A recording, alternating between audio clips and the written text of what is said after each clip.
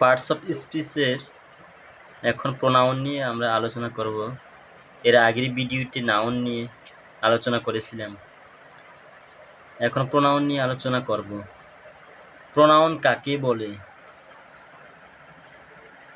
Noun এর পরিবর্তে যে শব্দ ব্যবহৃত হয় তাকে প্রোনাউন বলে।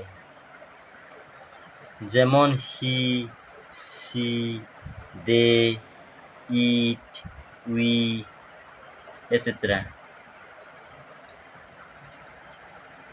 উদাহরণ: he goes to school every day. সে প্রতিদিন স্কুলে যায়। এখানে প্রোনাউন হচ্ছে হি। তেমনি দে প্লে ফুটবল। তারা ফুটবল খেলে। এখানে দে হচ্ছে প্রোনাউন। এবার অ্যাডজেক্টিভ কাকে বলে সেটা আমরা দেখব।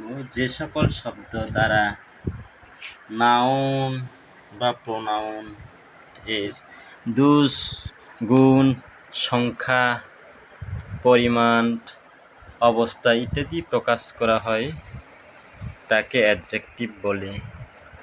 যেমন বিউটিফুল, টু, ওয়েলো ইত্যাদি।